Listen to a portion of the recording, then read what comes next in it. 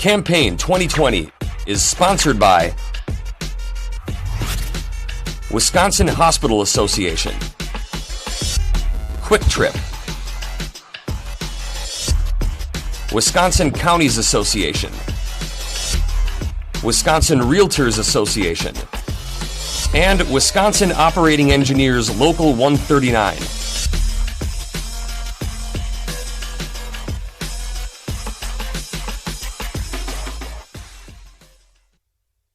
Samba Baldeh of Madison is a Democratic candidate in the 48th Assembly District.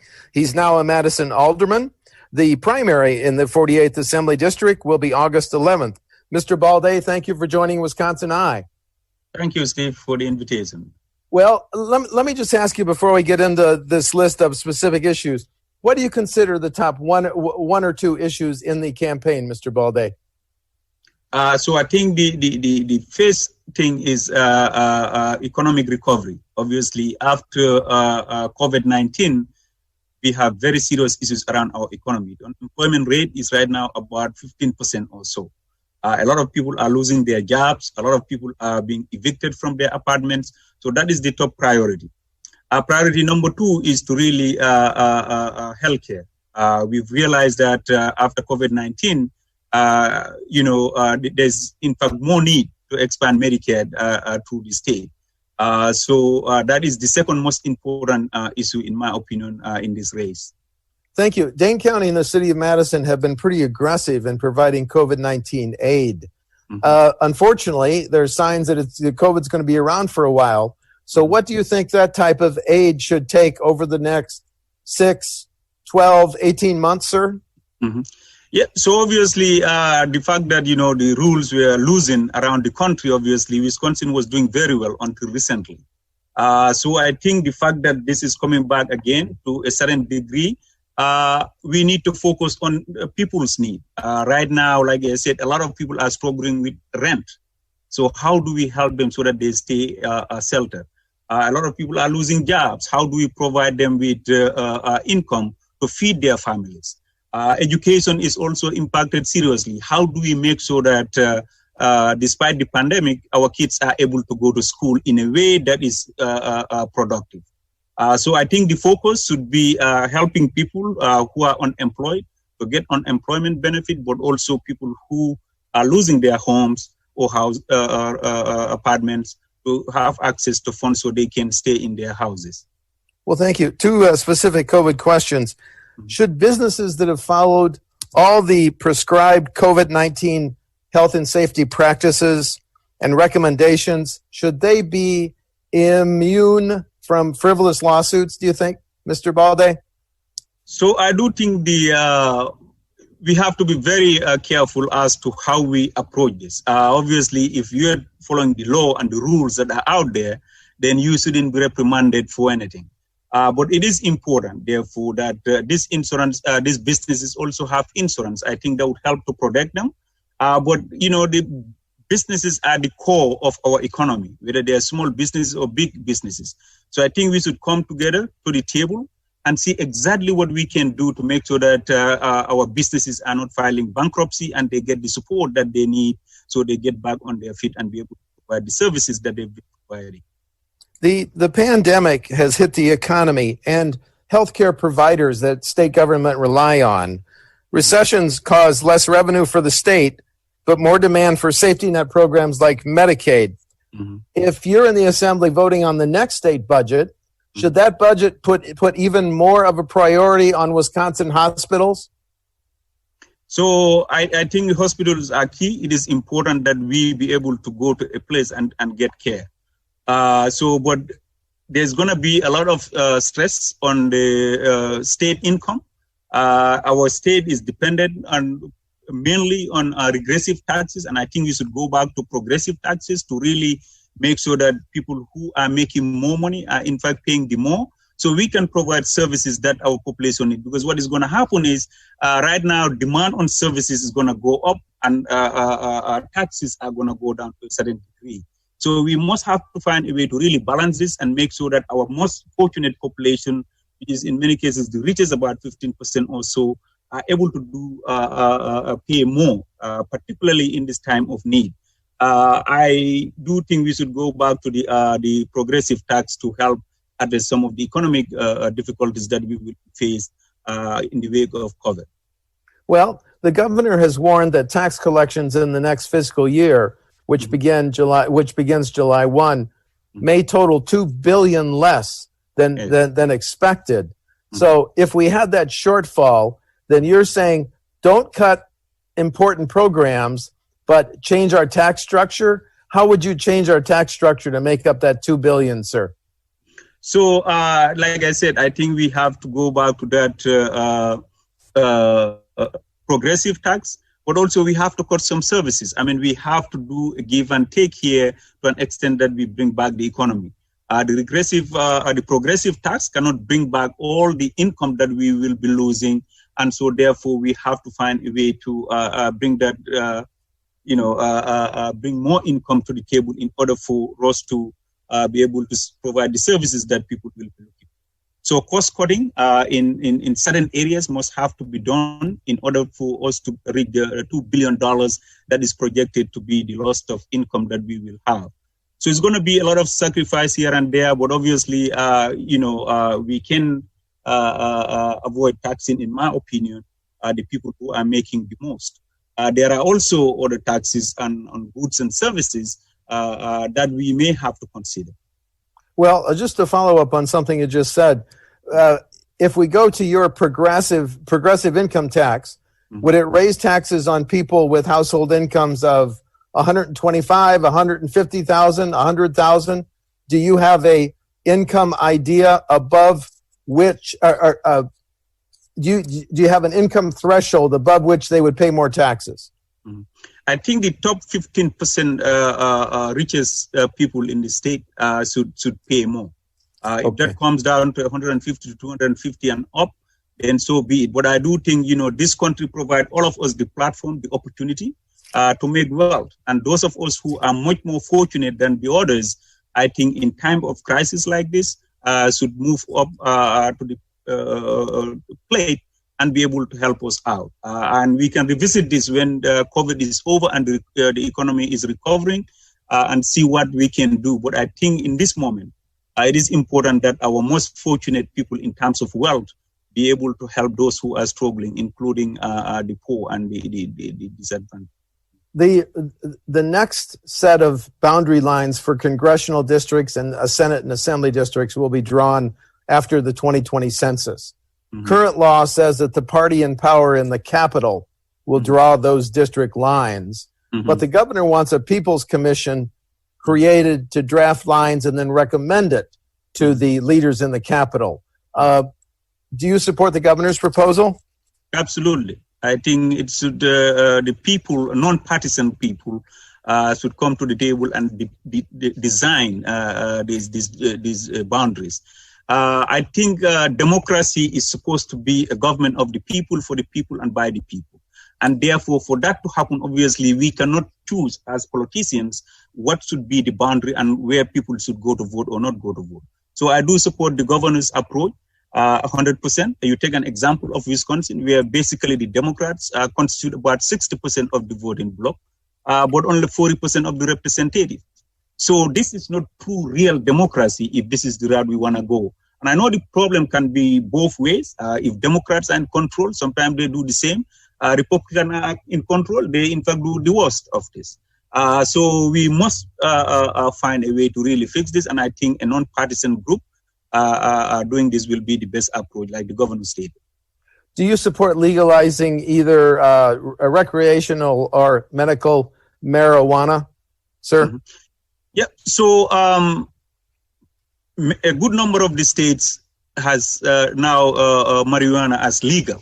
Illinois is our immediate neighbor. They use it for recreation and also for medical purposes.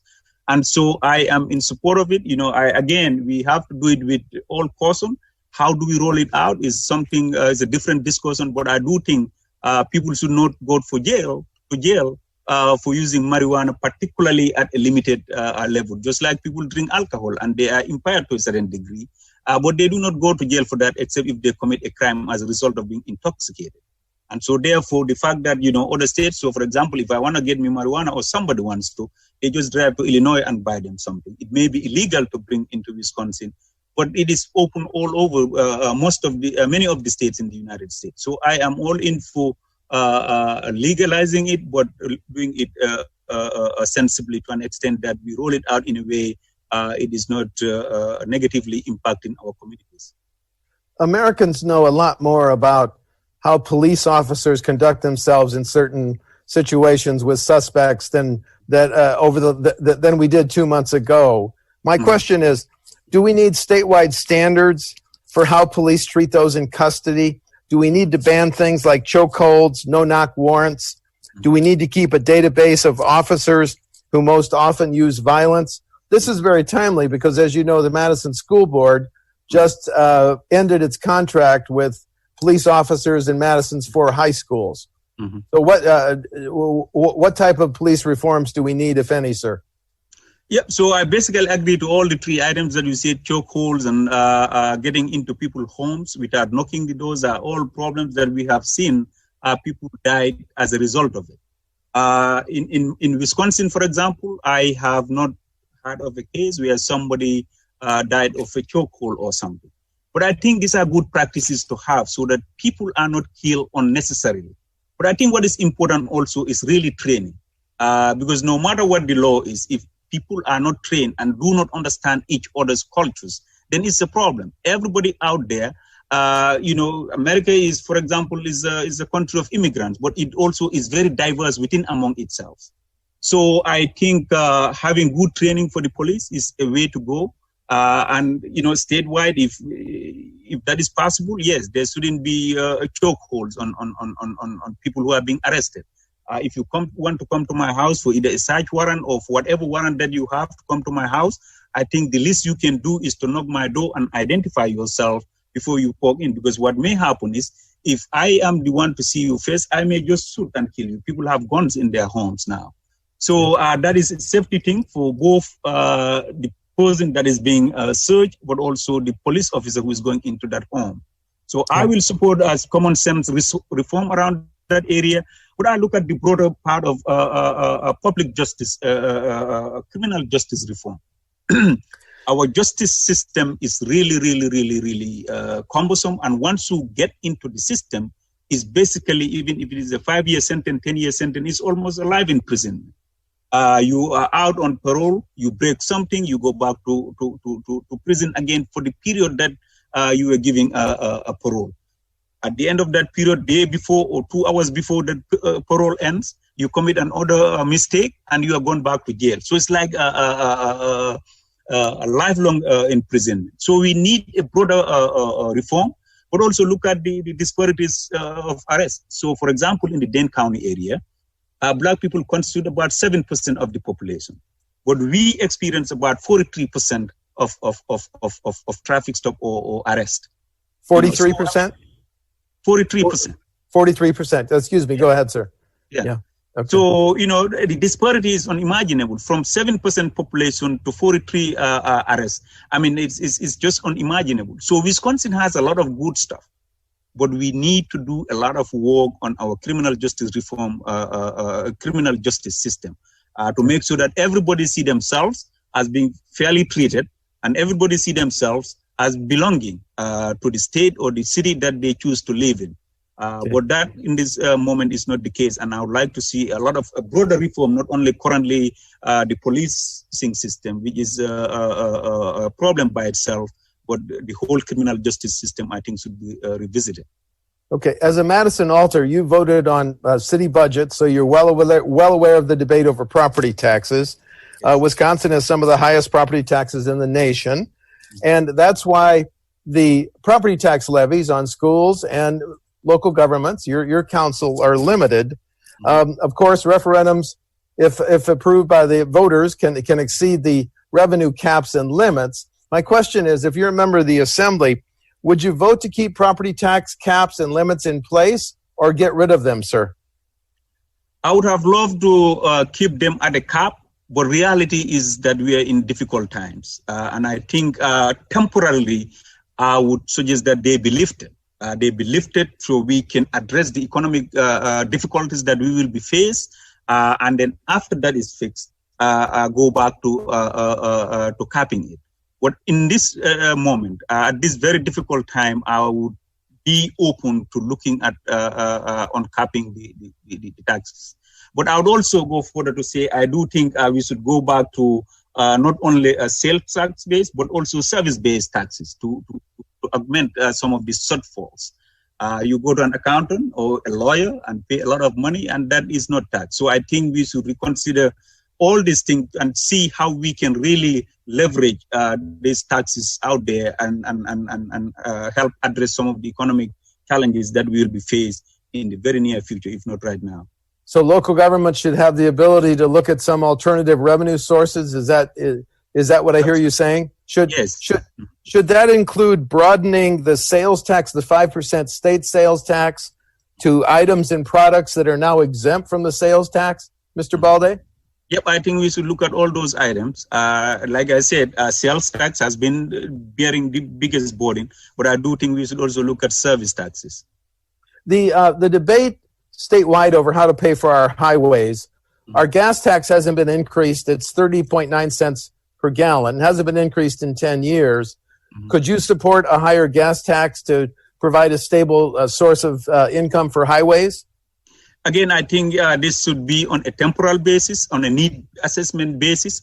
We cannot just blanketly say, let's tax people to the max. I personally really do not like taxing people much.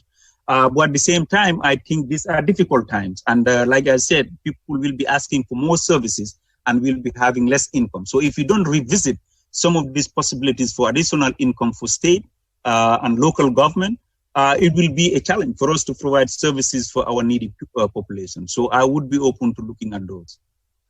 When I interview candidates for the legislature from Madison, many of them are taking positions on the additional F-35A jets coming to Truax Field. Have you taken a position whether the addition of the additional F-35As will help your community, sir? Yeah, so I have taken a stand on it.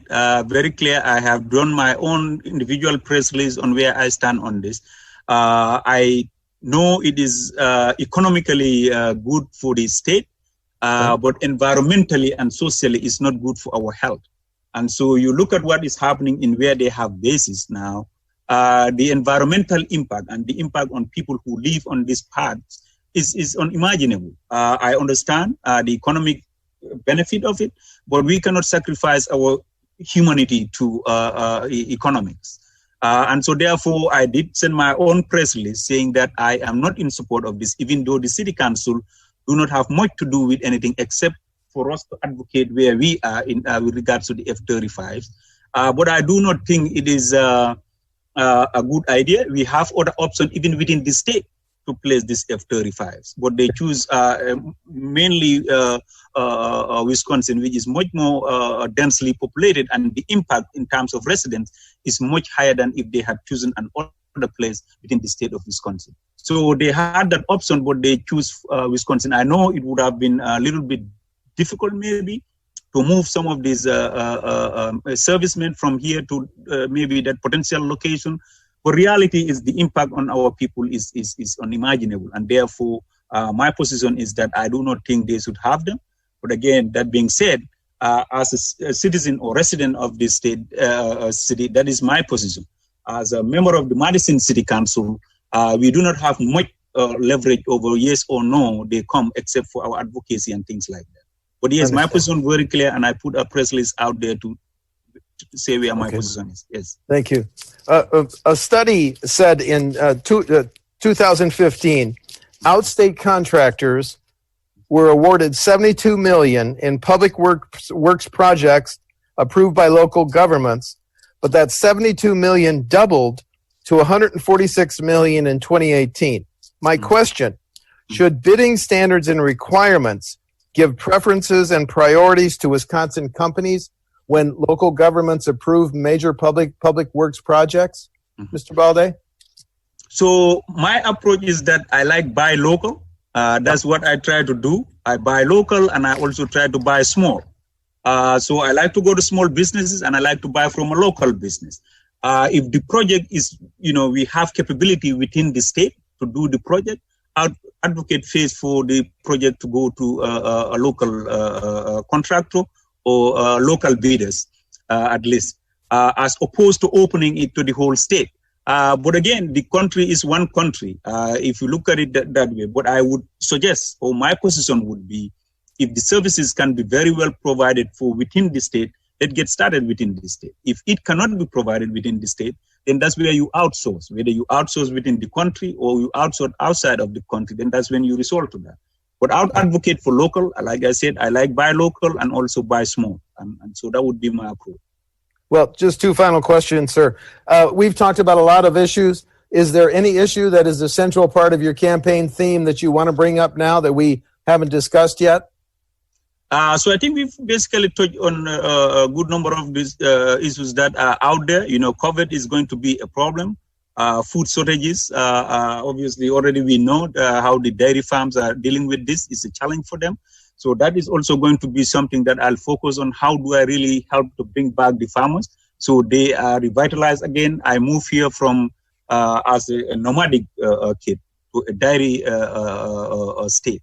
And so I am very passionate and very interested in what happened in the dairy industry. So that is one area I really spend time to make sure that our farmers are supported, whether they are dairy farmers or just farmers who provide our food on a daily basis. And so that is one area that I'm very interested in. Okay. And then final question, do you want to highlight differences between you and the other candidates in the 48th? Why are you the most qualified, sir? So I'm the only person who have served in a legislative body of all the candidates for 6 years. I'm the only person in the race who has run a legislative body. I've been the council president, the city council of Madison. I've been the council vice president. I've served in all the top committees. I have worked with department heads and mayors to bring about the change that we need. I have professional experience within corporate America. I've spent 20 years working in corporate America and with a Fortune 500 company. So my experience is very broad and wide. I came from a third world country or a developing country, if you like. So I've seen poverty, I've seen human rights violations, and I have seen what it means to people who are struggling to get out of economic bondage, but also in a situation where their human right is not guaranteed. I am the only one with this experience. Since I moved here 20 years ago, I have worked endlessly to volunteer for as many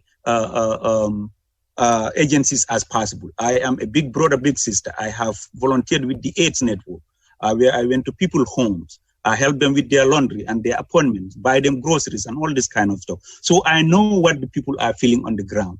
I am not a politician, I would say. Or if people would still call me a politician, I'll tell them I'm not taking politics as a career. I am leaving a job if elected to the state legislature, which is a 6-digit figure, to something barely where I'd make $50,000. So obviously I am in this for the services to the people. I'm not in this as a career. If I had wanted career, I have IT a company that I have been running. I have a restaurant that I was running. I have the small business that I've been running. I will focus on those and make myself be very, very successful financially. But is that success to me? No. Success to me is making sure that our most vulnerable population are also given a chance to better themselves and be able to provide for themselves and their families. That is the only reason why I am in this. We have for a long time saying, we are not coming to the table. People like me are not coming to the table. We are not offering ourselves to service our people. So here I am offering myself and giving up everything that would have made me richer and richer and richer, just to make sure that I'm a servant of the people and I'm a true representative of them. I would listen to them. I will go to them and hear what their issues are and will advocate for what those issues are. I will walk across aisles to make sure that I am able to identify people who share common goals within the state and work with them to make sure that we legislate around that. I will not hold anything against anybody. I will be open to having to understand who Steve is, as opposed to me making judgment as to what I read on the newspapers or just a little clip that Steve may have been highlighted on. So I am open to working with everybody who really has the state, the country, but humanity at heart. I am a humanitarian. I have been to places like Colombia and others to advocate for human rights.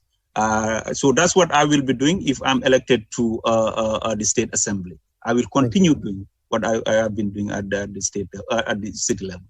Thank you. Samba Baldeh is a Democratic candidate in the 48th Assembly District. He's now a Madison Alder. The primary is August 11th. Mr. Baldeh, thank you for talking to WisconsinEye, sir. Steve, thank you. Thank you very much for the invite, and I really appreciate and I enjoy the conversation. Thank you, sir. Thank you. Campaign 2020 is sponsored by Wisconsin Hospital Association, Quick Trip, Wisconsin Counties Association, Wisconsin Realtors Association, and Wisconsin Operating Engineers Local 139.